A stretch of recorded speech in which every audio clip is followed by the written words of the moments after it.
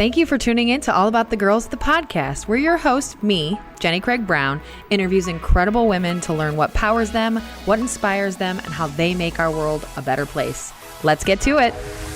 Welcome, everybody, to another fantastic episode here at All About the Girls at the GreatNewsLife studio. This month, I have the pleasure of meeting and learning more about Marvi Bikak, who is a board-certified pulmonary critical care and sleep medicine specialist. So I'm excited to learn way more about all that means, but welcome and thanks for coming. Thank you so much for having me. Yeah, this is exciting. So we'll dive into how you got to be in this industry and all that means. But tell me, just introduce me for someone that doesn't know, like myself, all that means. That's a pretty intense title. So tell me what that means in terms that I can understand. Yeah, I mean, it's a long description of what I do. But essentially, I tell my patients I'm a lung doctor and I take care of all kinds of respiratory disorders. I also take care of patients in the intensive care unit when they are critically sick. I'm also fellowship trained in sleep medicine, which is a completely different specialty and addresses all kinds of sleep disorders from insomnia to obstructive sleep apnea. Wow. So in short terms, I'm a lung and a sleep doctor. Okay. And do those do many people do both of those at the same time? Do they tie together well, or did you just really have an interest in both? Well, so sleep medicine is considered a sister fellowship out of pulmonary critical care. So back in the day when it wasn't a separate fellowship, it was a part of pulmonary training. So people would understand or get knowledge of sleep disorders while they were training into pulmonary medicine, but it became a separate field. I got interested in it because of the lack of interest my program director had in sleep medicine. Okay. So he was basically our, program director for pulmonary medicine. He was never really into sleep medicine and, we didn't really have a curriculum, but then I became a mother in my second year of fellowship and I was extremely sleep deprived. And, I used to wonder, how people function with such profound sleep deprivation. So I'm generally interested in the topic of sleep medicine, and I realized that maybe I should take a breather and train in sleep medicine, which is considered, a relatively easier fellowship because your hours aren't as intense as you have in your pulmonary medicine fellowship. Okay. So it was basically a break for me to get more knowledge and learn about something that I became extremely passionate about. Okay, that's so interesting. So then that's kind of present day. Let's flash backwards, kind of go back in time. Tell me a little bit about your upbringing. Where'd you grow up? Tell me about your family. Tell me about that side. So I grew up I was born and raised in Pakistan. I come from a very small town, surrounded by mountains, so the landscape is very similar to Albuquerque, New Mexico. Oh, okay. Beautiful. Yeah, beautiful. We get 4 seasons. People don't know, but I'm used to snow. I'm used to the 4 seasons. So Midwest, really speaks to me. I love the weather here. Cool. I am, we consider ourselves a medical family. My father was a pathologist. My mother's a biochemist, and my brother, my elder brother, he's a transplant cardiologist. So we're all basically in the medical field. Yeah, impressive. And then what brought you to the U.S. and were you in New Mexico first? Is that why you brought it up? Yes. Okay. So I came to the U.S. because throughout my medical school, we felt that the post-graduation part after you graduate from medical school was quite deficient in Pakistan. We don't really have such robust clinical training to take care of patients of all kinds of, acuities of illness. Yeah. So I wanted to advance my education. It was a big decision for me to make as a female to venture out with 2 suitcases, travel 5,000 miles away, leave everything behind, so. Scary. Yeah. And how old were you when that happened? Well, I was okay. I was 23 years old, so I was super young. But I know, but 23 is still very young to be traveling to a new country and just picking up and going. That's really impressive. Very brave. Yeah, I mean, it seemed like a very daunting, task then. But now, it just, when I look back, it's just a path that was always carved out, and I just. It made sense. Walked on it. But so you came over and first to New Mexico? I first came to Atlanta, Georgia. Okay. So I had to gain 6 months of clinical experience in the US so that I can pass the exams and do my medical training here. Sure. So I started in Atlanta, Georgia at Emory University as a sub-intern, and after that I ventured to University of New Mexico, Albuquerque, and then Indiana University. Okay. That was my last sub-I or sub-internship where, the program really liked me, and they, that's where I matched for residency, and I stayed there. I was in Indianapolis for 6 years. Okay, we've got some IU fans, so I think that's going to be well received. Yeah. Good. And so you did that, and then what brought you up north from Indy? So, I was married and my husband was in Chicago, and he was in a very intense, finance career. So his job was restricted to Chicago, big cities. And, I was doing long distance for all these years, eventually moved to Chicago. And when did you meet him? I met him in 2013. Wow. Yeah. So, and it was always long distance. Yeah, for most part, it worked out okay because with your residency fellowship, you busy hours and you don't have much time anyway. Right. So you're meeting over the weekend. Now we look back and we're like, you know what? Those were the best years because each weekend we were planning something, like seeing each There's other. There's a little bit of excitement behind that. We did a lot during those years. That's fun. Random things, So. Yeah, it's like, hey, since we get to hang out, then what are we going to do? And you end up, it's not the chilling on the couch the whole weekend type of vibe because you never get to see each other. Right. That's really fun. Yeah. So then you're here, kind of came to this region, and then because he was in this region and wanted to finally be closer. Absolutely. Okay, yeah. good. Yeah. And of course now working with Northwest Health, correct? And you're Northwest Health in LaPorte, correct? Yes. Okay. How long have you been there? It's going to be 2 months. Okay, and how is it? I'm absolutely in love with this move that I made. Good. I'm absolutely in love with my coworkers. Our team is amazing. Good. Our office manager is like the best person. Like I get along with her so well. Really? Like, we're a team, and she's a very amazing female in the healthcare field, and she's been in different offices for all these years. So her wisdom basically keeps me going. Yeah, and what's her name? Let's shout her out. Renee Bush. Okay, good. Kudos to her. It's always good. It's another kind of woman along the path that you've related with, it sounds like, very quickly. And that's what we always like to do here is just really shout out those people that you can connect with quickly or that just kind of hold your hand or embrace you quickly or you can relate to or whatever that is. So that's really good to hear already that you've got a lot of those folks. Yes. Good. Well, welcome to the region. Welcome to the area. I grew up in LaPorte, so I know the area pretty well. It's pretty great. Yes. I think through the years, the mayorship's been well handled, and I've seen a ton of growth. Of course, since I graduated forever ago, I'm getting old, but from the time I graduated high school in 2001 to now, I have seen tremendous growth in the city of LaPorte, and it is exciting what they're doing. It's a cool community to be a part of, I think. I don't even live there anymore. I just live nearby, and it's really amazing what they're doing. So I hope that you love it. That's good. Right. No, I absolutely love it. It's just very classy, and, people are very nice. I'm just like loving my patients, so it's been pretty good.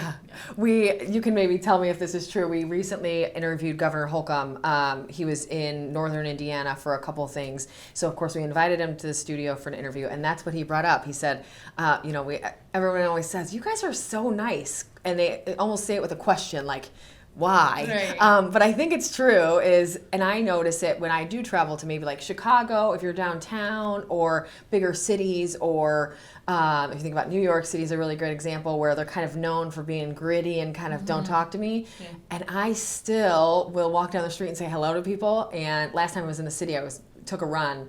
And I was finished and I was kind of walking back. I'm sure I looked a hot mess, so maybe it was that I was scary. But I'm like, morning, and just people look at you like you're crazy. Right. And I really love that, like, morning, we're walking down the street together. Let's say hello. Right. That's what I love about the region, I think, the most is it's right. that kindness. And I liked that he brought it up, too. Just, we're gritty. We can, because we do have the 4 seasons and we've got the crazy weather and we've got all of those things that make us a little gritty, but we've kept that kindness along the way. And I think it's really neat to see that too. Yeah, I feel that. And as soon as we moved here, our neighbors been great. They're bringing over like care packages. Oh and, my welcome. gosh. And one of our neighbors, he basically plowed our driveway because we don't have a snow plow. Right. Yeah, you haven't been here long enough. Yeah, so like just these random acts of kindness that restores your faith in humanity. Yes. I mean, this is the move we needed, basically. Yeah. Okay. Well, that's super exciting. We're glad to have you. And so your family is 4 of you, kind of growing up. And do you currently have any children? I have 2 kids. Okay, so you're married, 2 kids. How old are they? So my daughter's gonna turn 5 by the end of this month, and my son's gonna turn 2 in May. 2 and 5. Gosh, and you guys are busy parents, it sounds like, and 2 youngins at home. How do you make all of that work? Like, how do you find a way to juggle all of that? I mean, the most important understanding, and this is my advice to all younger trainees in medicine, in high demand, high demanding careers, and early motherhood. I just want to tell women that it's not going to be perfect. Like, you should stop aiming for perfection and just prioritize what's important at that stage in your life. And even if you're able to achieve like 20% of that, your success, because you're not going to have a kid who's going to eat everything. You're not going to have a kid who's going to sleep through the night right away. Yeah. You're going to have lots of like pieces that don't come together. You're going to feel a little like a hot mess sometimes, and right, that's okay. Absolutely. And it's okay, that's been the transition for me in the past 5 years of being a mother. Like, no, you're not going to be perfect. You will fail at a lot of things, and it's okay. Yes, I completely agree. We were actually just talking today in my office with Autumn about growing up. We thought both of our parents had kids pretty young. My parents were very young. And growing up, we just were talking about how it's interesting to look back now thinking, man, there had to be some things that were a little bit of a hot mess. Mm-hmm. We didn't know. Like, my dad recycled cans for extra cash. I just, thought it was because we recycled. I didn't know any better. But I think you're right. Just knowing that, number one, the kid isn't even going to know any of that. If, your children are not going to know, they're not going to notice, like, you're not going to be perfect when they're little kids, because they're a lot when they're little kids. Right. And I think if you look back to your own parents, they probably had some of that too. Right. And we didn't notice either. And I think that's why. It's just because you're doing your best, and that's going to be plenty. Right. Yeah. Absolutely. Yep. And any advice for them outside of that, like that you've, how do you accept that, I guess? Because that's hard, especially for most women like yourself that are very high functioning, high performing. They're in those high performing careers. Kind of that perfection side will come out a lot. Do you have a mantra or something you tell yourself like, hey, and we're all going to calm down here? Or how do you let that not creep in, that perfectionism and the want to be so good at everything? I think obviously it has to have a system, right? If you want to be successful, you need to have a system that you can stick with, like a set of habits that you can absolutely follow. I highly recommend like developing some habits early in your life, and that will help you be more efficient. Like develop a very good sleep hygiene. That's very important to me. Good idea. Sleep good number of hours. Do not depend on caffeine. Reduce the substances that are driving you. That's very important. Take care of your health. Make sure that you're seeing your doctors regularly. Make sure that you're taking care of your health, because that's what's driving the show here. That's very important to me. And then set of habits and efficient systems that can get you through your day whatsoever. Like for instance, for me, like I cook pretty much 100%. For my family. Try to cook everything at home. Yeah, as much as I can. So, like I have a set of recipes that I stick with. When I cook, I make sure that I put away things as we go. Like I do not procrastinate. Like I do things on the go so that I'm not left with a pile of dishes by the end of it. So, when you're tired and you don't want to do them. Yeah. Right. Like, and same thing with work, like when I see my patients, I make sure that, I do all my things like in a systematic manner. And my thing is that I get all my work done before I hit the road. So you're not bringing it home. No. Yeah. Okay, that's really smart too, I think. Yeah. And in that system, then you're not getting in that kind of systematic manner. Then you don't get stuck with 3 hours of paperwork at night or whatever that is, and trying to flash back and remember the system and all of that stuff. So that's really intelligent too. Good. Let's dive into kind of lung and sleep medicine, if you will, or lung care and sleep medicine. Dive into those subjects, and I would assume they're probably a little bit separate, so you can kind of take one at a time. As kind of compared or as it relates to women. So obviously I want to learn about how we care for everybody in the world, but this podcast is really women centric. Tell me a little bit about lung care and sleep medicine and how that relates to women, how we can ensure we're doing our best so that hopefully, no offense, but hopefully we never have to see you. Yes. That would always be the goal. Yeah. Nothing personal. Yeah, exactly. Yeah. Nothing personal, everybody. We just want to be healthy. What does that look like for women of all ages, and how can we make sure we're doing our best? Very good question. So, like our structures, our biology, our physiology is very different than men for all these reasons. I think women are very high risk for respiratory diseases because for some reason our lungs are weaker. They are. And exposures, the same degree of exposures translate into a larger respiratory problem for us. So my first take would be for women, this is a state where, smoking is pretty heavy. I think it's the fifth, highest smoking rates like amongst all states. Really? In I did not know that. And some of the cheapest cigarettes are sold here. Here compared to Illinois, it's crazy. very easy to be a smoker here, considering how culture has kind of celebrated smokers initially, and now we've learned through all these years that it's dangerous whatsoever. But still, people are heavy duty smokers here. So my advice to women is you are already at risk to damaging your lungs more than men are. Women are destined to lose more of their lung capacity in comparison to men. Really? Similar ages, similar masses. Yes, so it's gonna hit us harder. It will hit us harder. So smoking in women is a very, very dangerous path. Same with high risk occupations. You will never guess, but basically cleaning ladies, ladies in hair salons, ladies doing nails. They are constantly exposed to extremely caustic chemicals that nobody ever educates us that, sitting in a nail salon for hours is not good for our lungs, because most of us, we're not wearing like respirator degree masks or all those things. We're sitting there on our phone, inhaling all the acetone. Eventually, this will damage our lungs. Okay. I never thought about that. That's a great point. I think that's something that I've observed through my years of practice. I have seen a lot of lung or respiratory disorders in women who are very obsessive about their nails. Okay. And it's sitting in the salon for all these hours. I've had a lot of patients with asthma who were very particular about getting their nails done. Yeah. And there's enough data that supports that acetone and a lot of other chemicals that they are inhaling in such capacities are harmful. Hairsprays. I mentioned people in the cleaning business, they're using a lot of caustic chemicals without looking at the labels. They're inhaling ammonia, bleaches, all those chemicals that are, basically damaging the lungs. So these are also things that you have to consider, that these kind of exposures lead to COPD. Wow. On top of the smoking, yeah. Okay, so kind of try to just be mindful of, obviously, quit smoking. That's the probably the hardest but the easiest said. But also be thinking of those other areas, which Absolutely. You're right. Like I love cleaning. I always joke, like if I ever leave the Great News, which I probably won't because I love it here, but I would kind of go off grid and just be a cleaning lady. But you're right.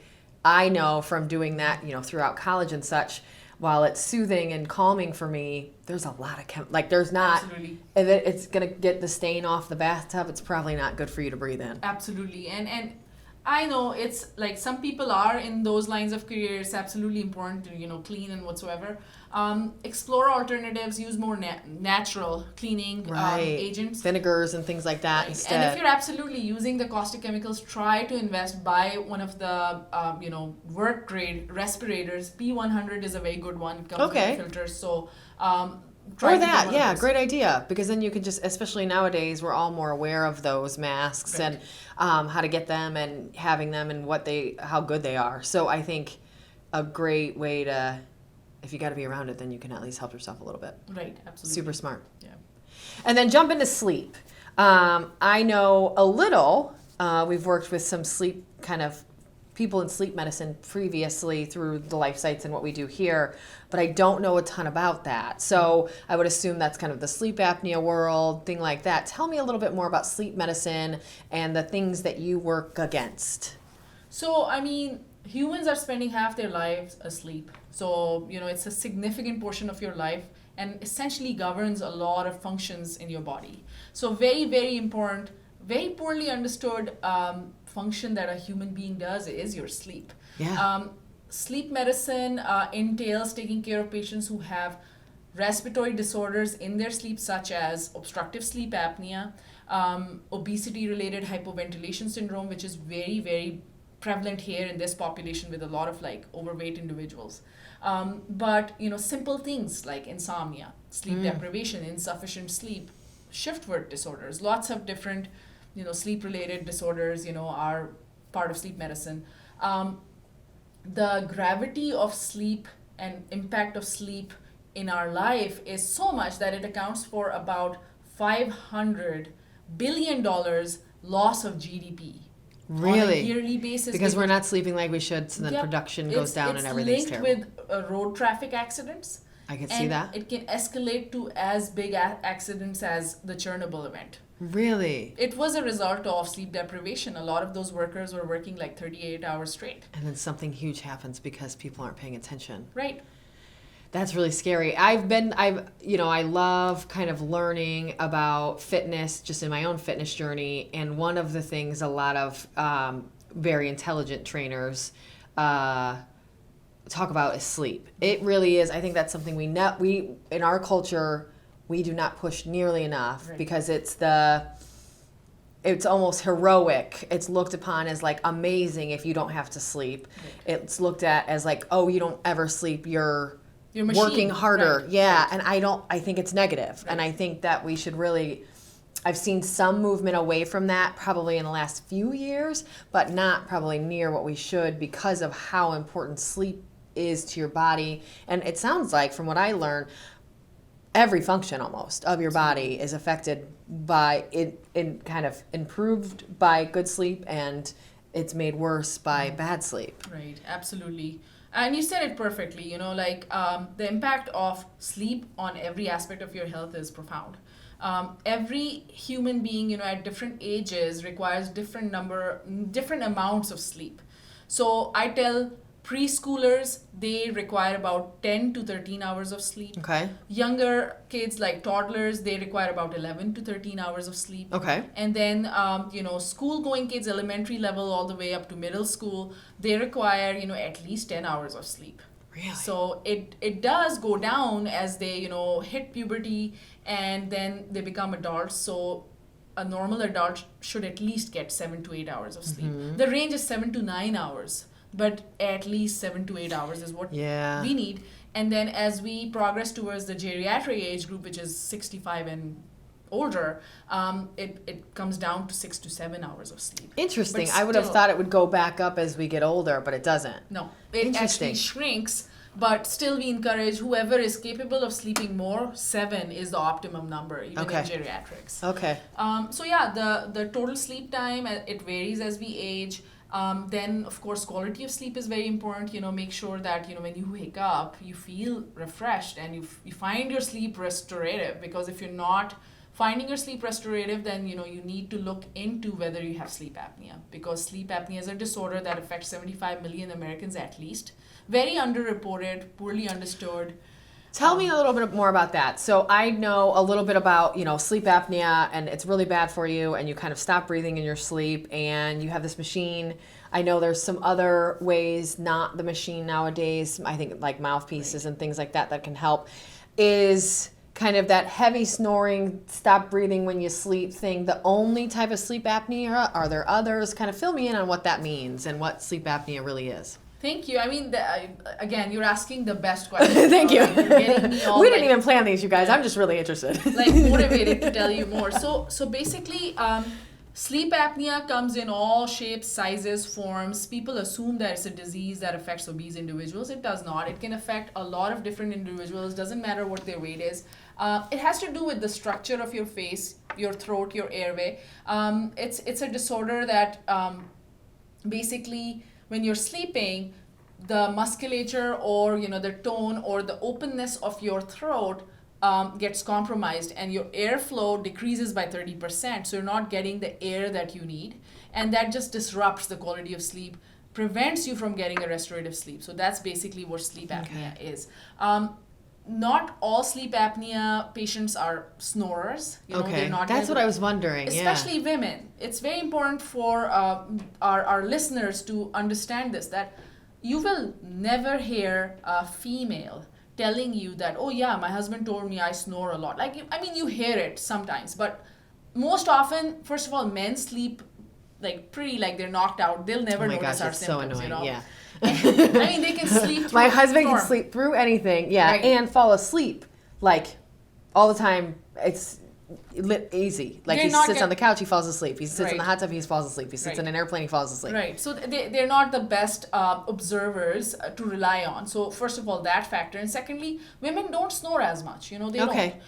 But when they do, obviously everybody knows. So women should pay particular attention to their symptoms during the daytime, whether they feel excessively sleepy, whether they find their sleep non-restorative, as opposed to hearing from family members that, yeah, you were snoring, because a lot of times they will not hear that.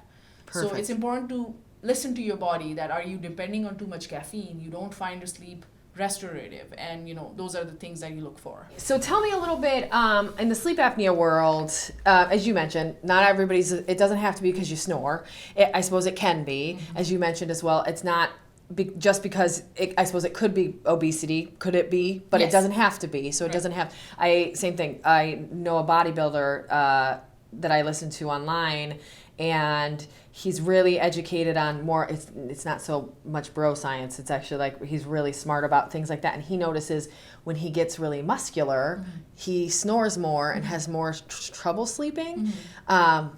There's not an ounce of fat on him. You know what I mean? It's more probably, as you mentioned, the muscles that are happening here that are causing the issue. So how can we, I suppose, talk a little bit about prevention, and then let's talk a little bit about, okay, if you are experiencing some of these symptoms, what are those, and how do we, if you're already experiencing some of that, what can we do now? So prevention, obviously, make sure that you're within the good BMI ranges, but it's hard to address your weight problems if you're not sleeping well, because you're unable to lose weight when you are not getting good sleep.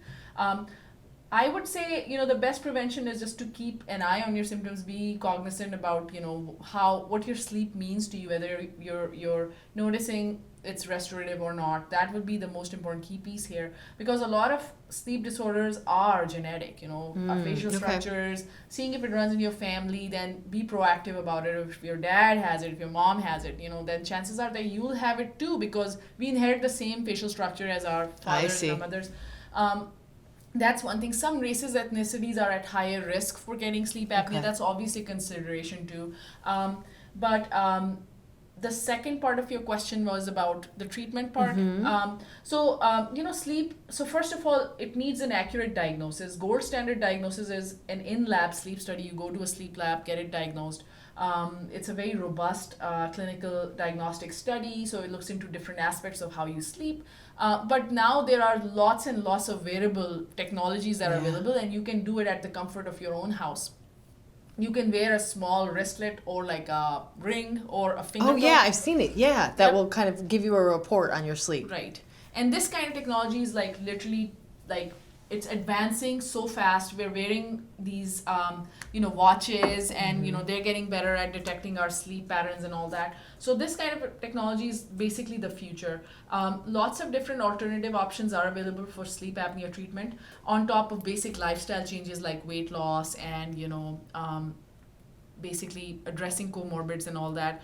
But other alternative methods are position training. So if somebody's bad sleep apnea on their back, then they can try sleeping on the side, train themselves to sleep on the side. And does everybody have it worse on the back, or is it really dependent on the person? Same thing, dependent on their build? I think it's a fair generalization that a lot of sleep apnea happens when you're on our back. You can imagine the tongue is more prone to be dependent, falls back. So lots of sleep apnea is prevalent in a supine position. But you see it in all positions, and that's the point of a sleep study. It sees you sleeping and it can determine what positions are bad for you. Okay. And then there's several stages that, some people do worse in. For instance, REM sleep or dream sleep. Some people get worse sleep apnea, during those stages. Interesting. So you can basically phenotype the sleep apnea and then treat those patients. And then alternatives, so you know about the CPAP machine that blows like positive pressure and treats you. That's basically our preferred method to treat sleep apnea, just because it's been studied so well and it's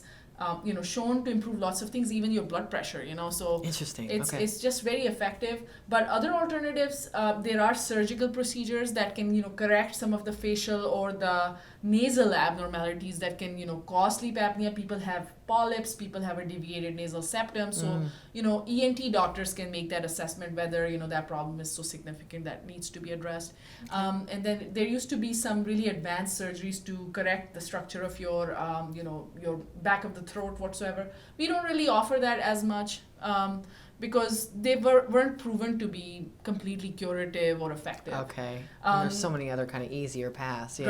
Right. And then there is a device that can be implanted that senses sleep apnea and then sends a signal under the tongue to straighten out the tongue. Interesting. Yep. And it's like a pacemaker and does it all automatically without your control. I had no idea. That's interesting. Yep. So that's also an option. Okay. Yeah. And you mentioned earlier kind of making sure your sleep's restorative. So I wonder if some of the issue there is that I feel like oftentimes we don't know what that means. And I think, and the reason I'm saying that is I'm a person, I always yell at my husband. He's so annoying because he is the guy that he'll hear the click of the alarm and then turns it off and gets up and like does one of these and then he's off. And I'm like the snooze button person. That said, I get way more and way better sleep than him because he's shift work. It's really annoying that he does that, though. I'm always like, how do you do that? And I want to like lay there for a minute. I don't know. I don't think that means the sleep's not restorative. Is that, but because once I get up and get moving, I feel pretty good. I shoot for 8 hours of sleep so that I get between 7 and 8. Rarely is it under 7. Not never, but rarely. And then once I get moving, I feel pretty great. I'm not usually lethargic throughout the day, but how do we know? Is that correct? Is that something you can tell by how easy you can get up? Or is that just some people are just different? And then what are some other signs that you're getting good sleep versus bad? My question for you, so on your days off and you don't have to get up at a particular time, how much do you sleep in? Not much more than maybe like a half hour, 45 minutes. So that means that you're not as active when you wake up on those usual days because you need the 30 to 45 minutes extra. That's basically the optimum time that you need to be asleep. I get it. That makes total sense. Everybody has a basic sleep requirement. Everybody's different. Yeah. For me, it's 8 hours and 20 minutes. You know it. I know it. I love that you know it in 20 minutes. 8 hour, 20 minutes, you give me that, I can it's do perfect. whatever I need to do. Your, husband, so basically, individuals who are waking up on their own at that particular time and they're able to function throughout the day without needing any naps or without like falling asleep kind of nodding off here there. Yeah. That is restorative sleep. Okay. That is really helpful, I think, for most, just because you're right. Then I could probably shoot for 9. I'll actually get 8, and I'd probably be way better off. Right, you can try it. And then, it's as you said earlier that, it's a very cultural thing to look down on people who sleep or, prioritize sleep or, Yeah. It's almost like our culture looks at it as lazy. Right. And most often it will make you better, more productive, probably makes your brain function much stronger, all of those things that are going to make you better, smarter, all of that. Right. Fitter. Right. Yeah. I mean, if we can normalize normal sleep hygiene, we will actually have a more productive population with lesser mental health conditions, lesser comorbidities, healthier population. Siestas or afternoon naps are pretty normal in a lot of cultures. They're very normal in Spain, very normal in Greece. And some of the Middle Eastern countries too, they close their shops and businesses and they go and they nap. Okay. And they're able to function through the day. So humans were basically biphasic sleepers. We were never the sleepers that sleep through the night and function throughout the day, because we were hunters, gatherers, and we didn't get time to sleep at a stretch. Yeah. So we were always biphasic sleepers, by default. Interesting. And that's why a lot of us experience a circadian dip towards the mid of the day, when you're like extremely sleepy after a lunch or something. That's basically our genetic makeup, and the fact that you're fighting against the circadian rhythm that's telling you, okay, the sun's still up, you need to stay up, whereas your body's like, okay, I'm already a little tired. So both functions, they act against each other, and that's when you experience the circadian dip. And in an ideal universe, if we had the opportunity to nap for like 20 minutes middle of the work day or whatsoever, wouldn't be a bad thing. Okay, my best friend is a phenomenal napper. Okay. I am the girl that I took a nap and now I want to lay in bed for a while. Same thing. So maybe I do just need more sleep. She will take she calls them her power naps, 15 to 20 minutes, and she's like a new human. Right. She's perfect. It's the perfect for her. It's perfect. Right. And I think that's it. Maybe you're exactly right. It's just that's really her makeup, and it works really well for her. Right. So as someone that works in sleep medicine, tell me your feelings towards caffeine. So we're, same thing. Our culture is based on Starbucks every morning, high caffeine, probably high caffeine and high sugar in a lot of those drinks. I've heard mixed reviews of some of it doesn't matter. It's you need to quit by 2 p.m. What is your feelings towards caffeine and our use of it and how we can be our best at that? So funny story, when I was in pulmonary fellowship, one of our professors used to say, if you're drinking coffee and it's not working, then you're not drinking enough. So his mantra was that drink more caffeine, feel like it's gonna work. But that's basically how poorly we understand the substance that is caffeine. Mm-hmm. He was a pulmonologist and he had no idea that what he's saying is completely wrong. So the reality is that I personally understood caffeine more so when I became a sleep fellow. Sleep fellowship. I read a book. It's a very simple read. It's called Caffeine by Michael Pollan. Okay.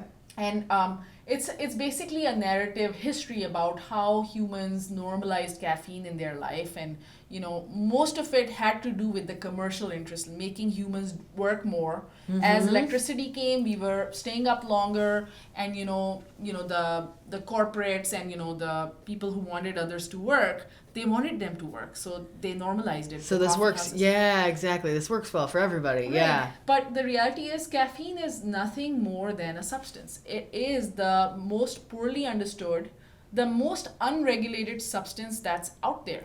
Yeah, I mean, this can affect your heart and your sleep and probably your breathing and everything. And we can have as much as we want whenever we want. Right. And the most interesting thing about caffeine is that it is an adenosine receptor antagonist. So basically, our brain, we have adenosine receptors, and we generate adenosine as a marker to tell us that you're tired. It's a tiredness marker that tells you that, okay, you need to sleep at a certain time. Mm-hmm. But what caffeine does, caffeine goes and sits on those receptors, prevents adenosine sitting on those receptors, so you perceive that, no, I'm not tired. But at the background, what's happening is you're accumulating more adenosine.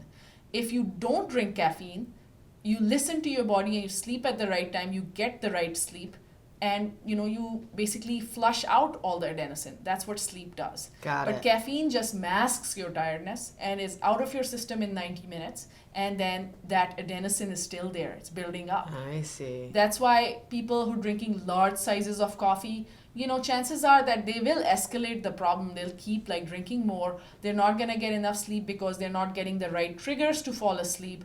Either they'll experience difficulty falling asleep or staying asleep because they haven't really been using the sleep or the tiredness chemical, I see. Interesting. And is there a safe or regular amount of caffeine, or maybe it's more on the timing? What would you tell someone if maybe they're drinking too much caffeine? Would you say, hey, try to stop? Or is it more so stick to 1 cup or stop before noon? Or what would be your advice? I mean, first of all, certain behaviors that our society displays are, very amusing to me. although I'm part of that rat race there. When I see lines outside of Starbucks early morning, and I just like want to laugh because no one needs caffeine in the morning. No. It's purely habit and addiction. Yep. Because when you wake up, you have no adenosine. You have nothing to mask. It's just an addiction that's driving you. And you're saying, I'm tired and this is the solution. You absolutely don't need caffeine in the morning. So if you can get rid of that morning coffee habit, good for you. Okay. When we need coffee the most is towards the circadian dip, like ideally before noon, like 11:30 noonish is where you should have a cup of coffee. Or, a little bit before 2 p.m. Okay. But no later than that. Okay. That's what I would tell my patients. And just keep it to a cup or so. Cup or so, that should be good. And also look at your heart rate. If you are the kind of person who generally is running a higher heart rate, like 90 plus, pulse, then, ease off on it. Okay. Yeah. Awesome.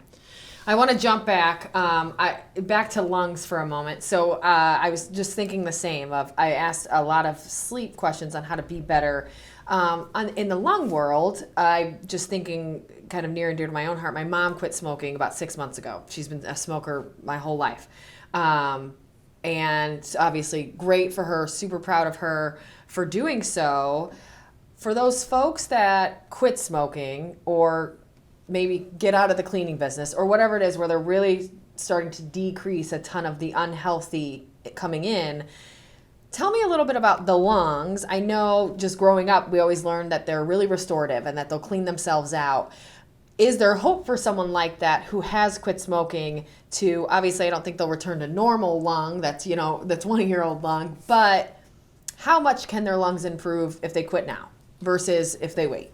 So, it depends on the years they smoked, the amount they smoked, and what kind of damage that has occurred as of now. Sure. What they have done to themselves by quitting is that they have reduced the speed of decline. Great. For instance, if they were losing 30 cc's of their lung capacity per year, they've reduced it to like 15. Wow. So cut it in half probably right away. Right. So you're reducing the speed at which your lungs will deteriorate. Okay. That's one. And then after a certain time period, we say like 15 years, you reduce the risk of developing a malignancy. Okay. Fantastic. Yeah. So let's dive into a little bit more about Marvi.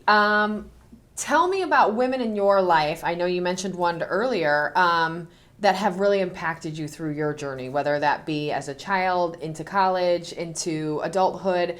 Who are those women that have stuck with you or really impacted you? First of all, like my mother, there is no one that I know as awesome, as strong, as inspiring as my own mother. What she did brilliantly was she dealt with a lot of different things with a lot of grace. She was a career woman herself. And, in her life, the compromise she made was that she didn't really pursue the kind of career that she wanted to because she had 2 kids. She gave us all her time. And I tell her that, that was totally worth it because, you raised 2 really, really successful kids. And I can see this as a mother now, how hard it is. And, the biggest thing that I admire about my mother is that she comes from a very conservative culture. Nobody can deny how conservative our cultures are, but she is an ardent feminist. She is all about, women's rights, their voice. Yes. So I really, really admire that. I admire that she was the first woman in my life who instilled the fire in me, the grit that nothing can stop you. Like you are basically. That's amazing. Nobody's gonna give you power. You have to go take it. That's the voice my mom had. And she still does. And she inspires a lot of women. Like my friends talk to her for advice. Oh, amazing. So yeah, she's very important. Okay, that's a great one, and that's fantastic to hear. I love that. And when you started your career, I know you mentioned kind of you're very academic and all kind of in the healthcare world in your family. When you began your career, how is that to where it is today? Like, how different is that? Did you think it would be where it is?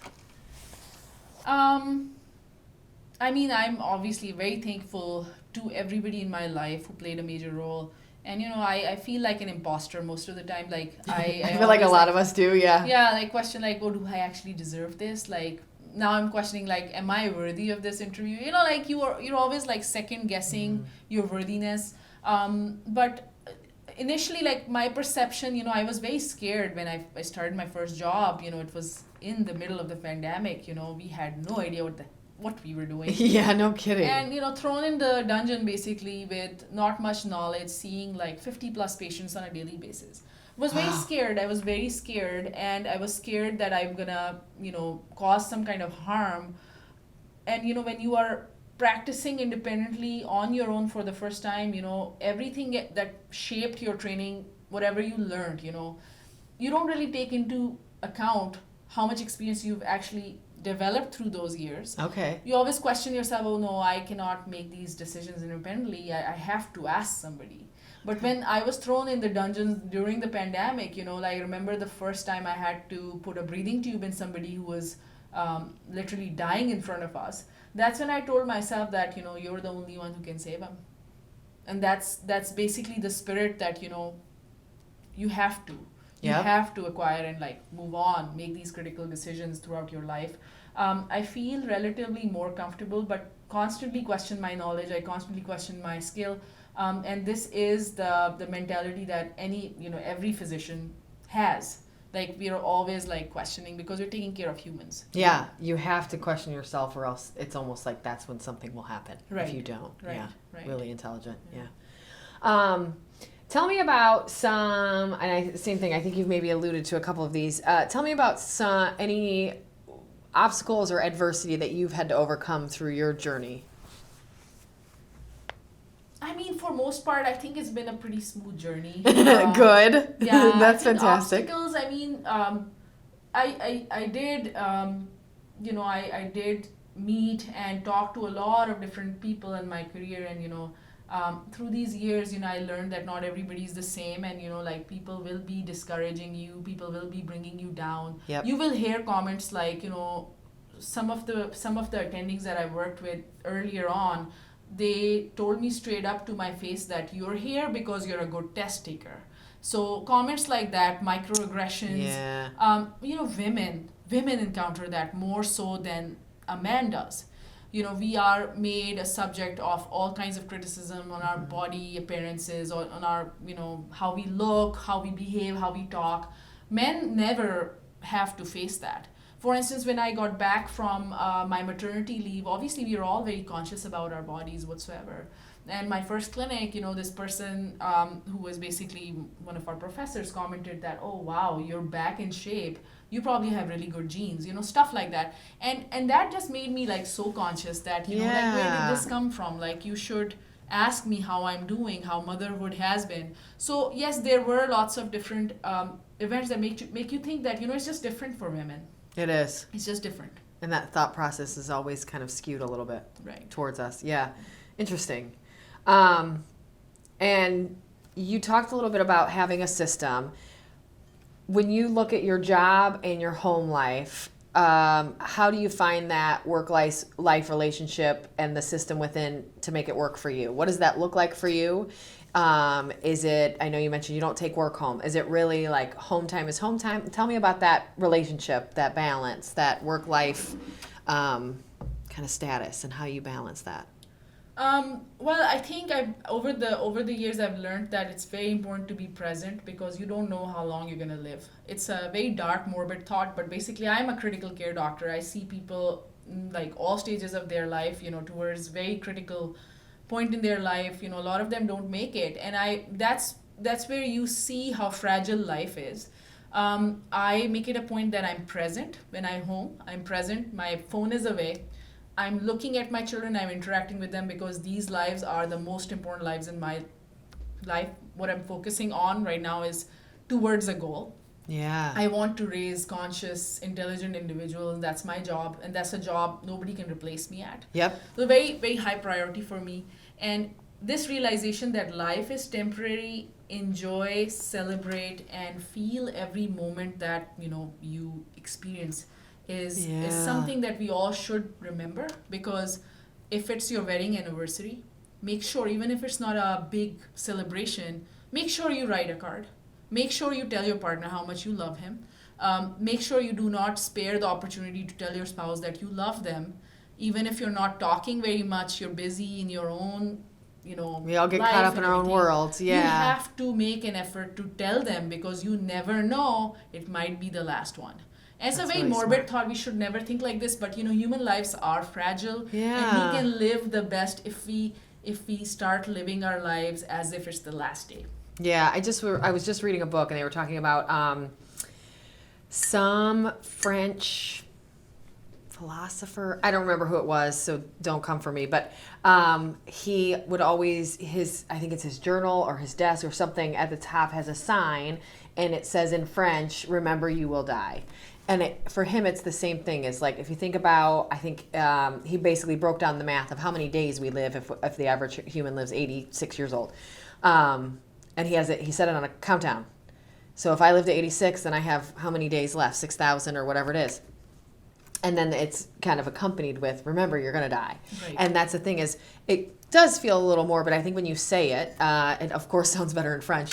But I think it's that reminder almost on the non-morbid side of go live that life. Right. Because those people could be gone tomorrow, or you could, and you really want to ensure that you're doing the things that you'd feel good about if tomorrow was the end for you or someone close to you. And I think it's really important, because you're right, like, if our parents are, my parents are 60 and 65, does that mean they're going to live till 85? I hope so, or 100, or however long.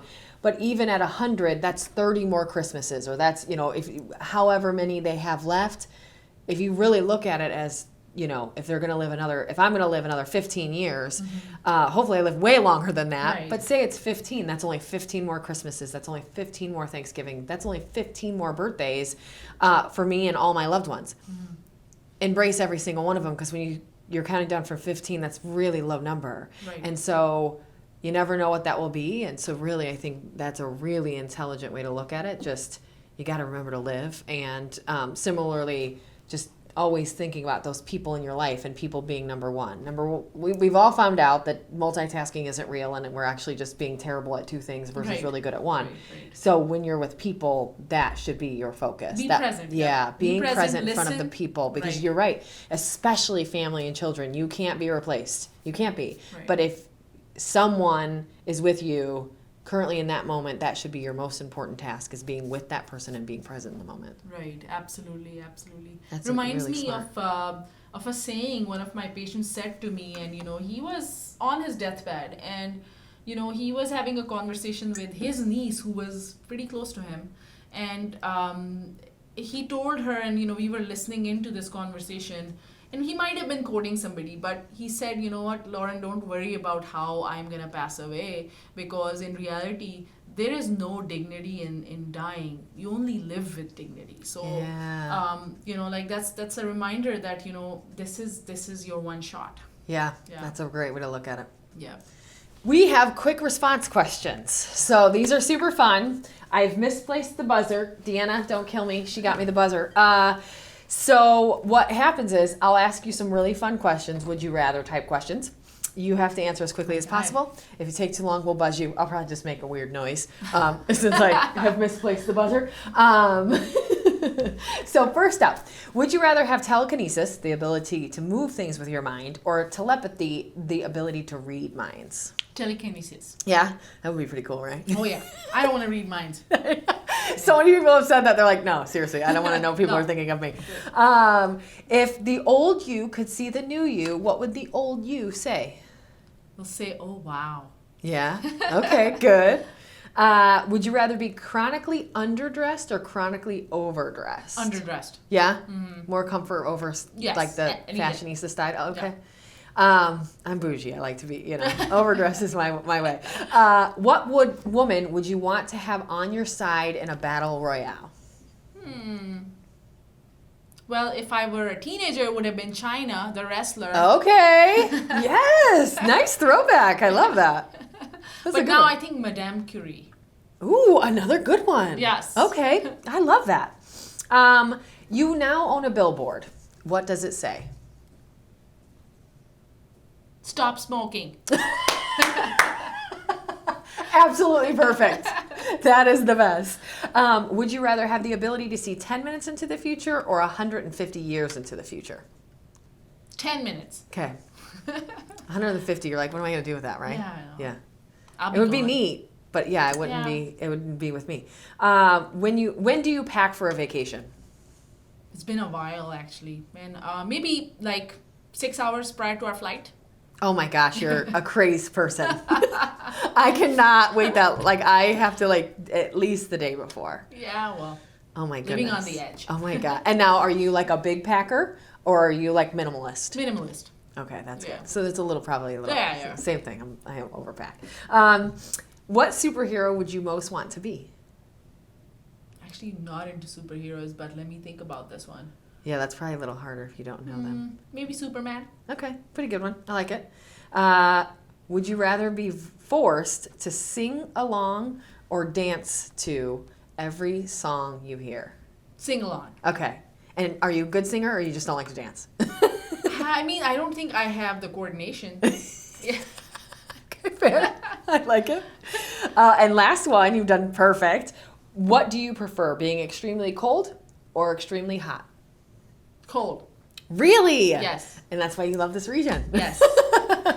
And you mentioned earlier, you like to have those seasons. That's really... Oh, yeah. Yeah? Okay. Yeah, it just gives you purpose that you look forward to spring, you look forward to summer, you know? I highly agree with that. I really don't like winters. As I've taken some time over the last couple of years to get out in the winter a lot more, so I hate it less. Like I've kind of, same thing, I've gotten a little used to it, you know, get smart, dress properly, those sorts of things. So I hate it less. But I do love, I think you're right, and I love that kind of the change into spring. And like as it gets colder, kind of that first snow is always beautiful. So I think there's a lot of things I love within it. I just really hate the cold. It's a love-hate relationship. Exactly. So you made it, no buzz. Awesome. Even sans buzzer, you didn't need it. Anything else we didn't touch on or anything you'd like to mention for everybody? I think we did pretty good. I think we did too. Yeah.